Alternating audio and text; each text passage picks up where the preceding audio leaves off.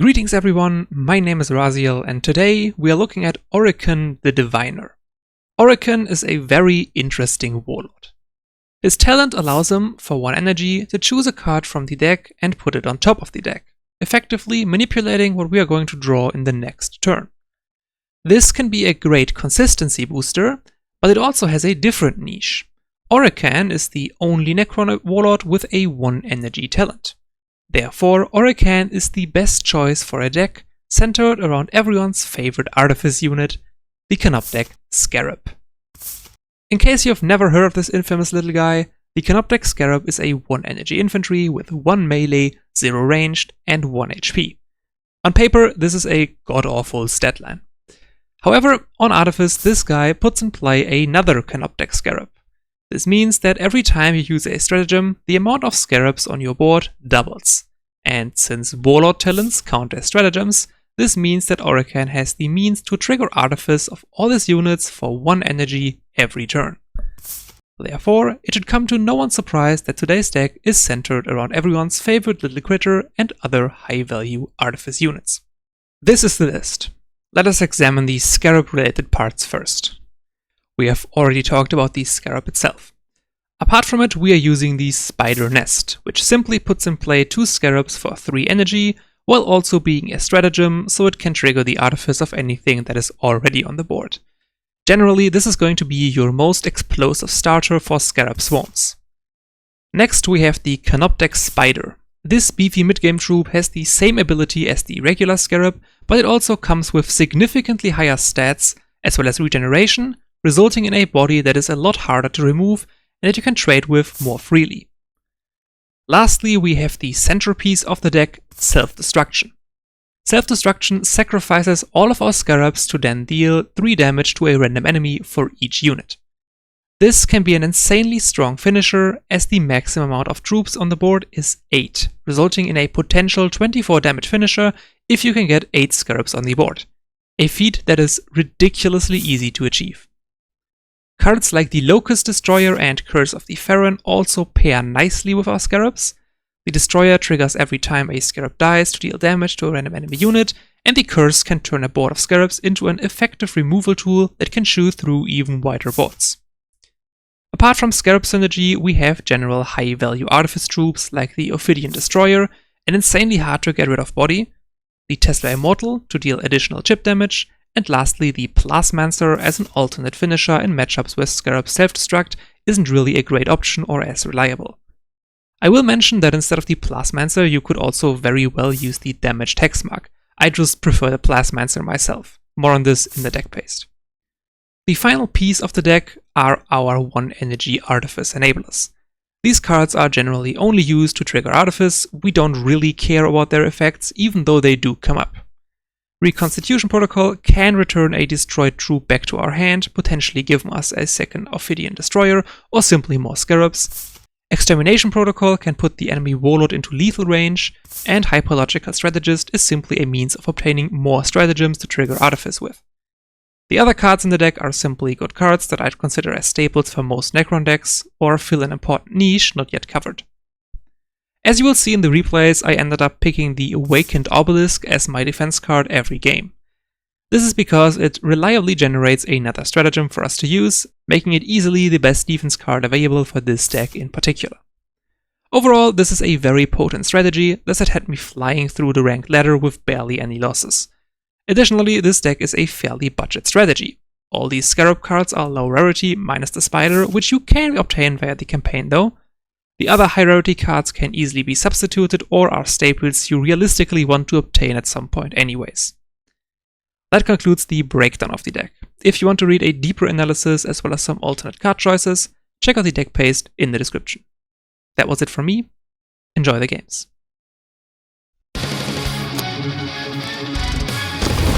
I soothe the dark gods.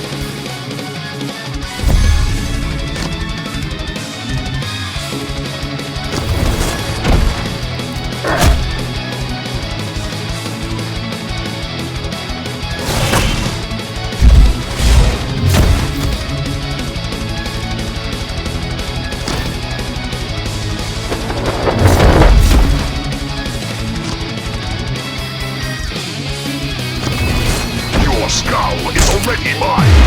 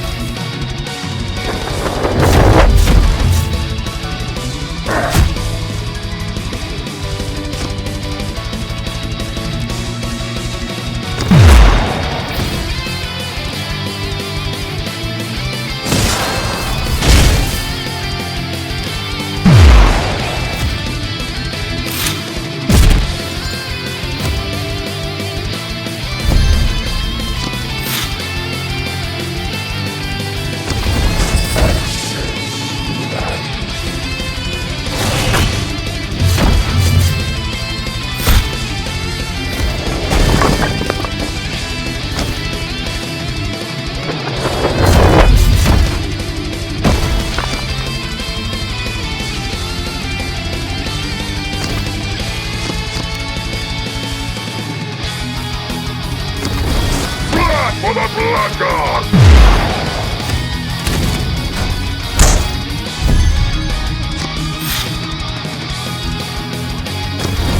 All life must be expunged!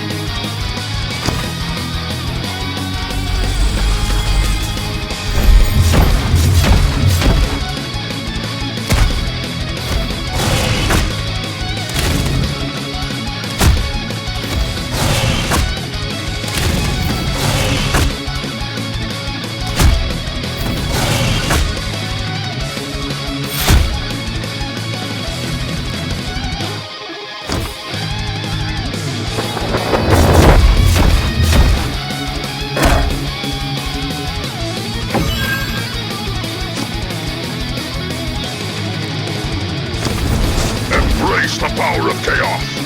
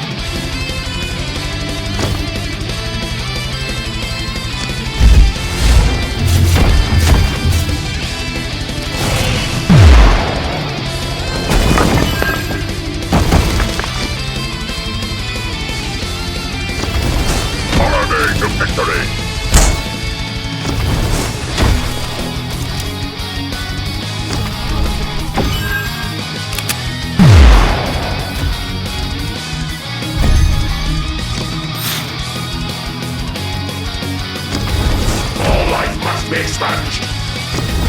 All life must be expunged.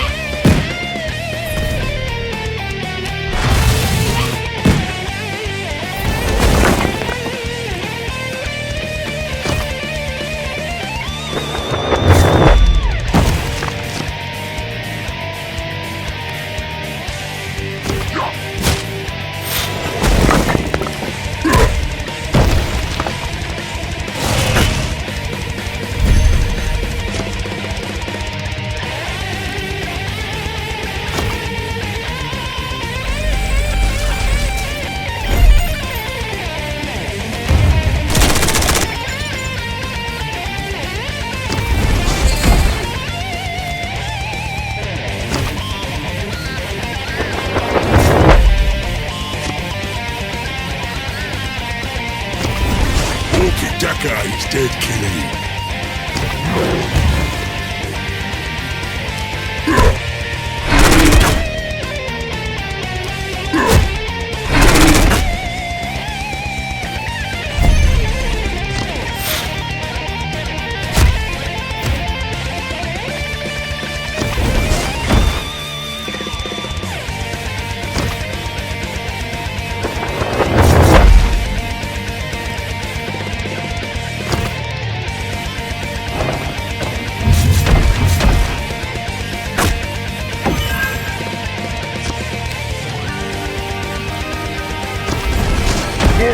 More attack!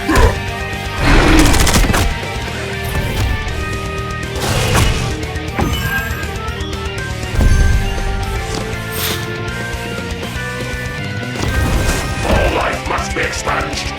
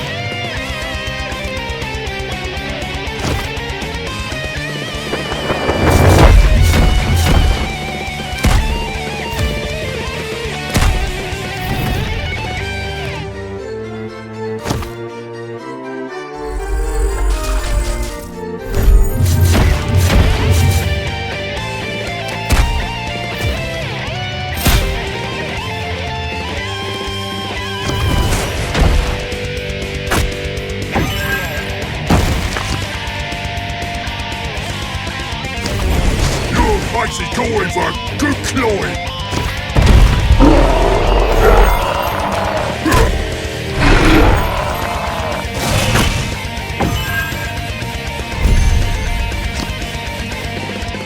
Or to go away from it.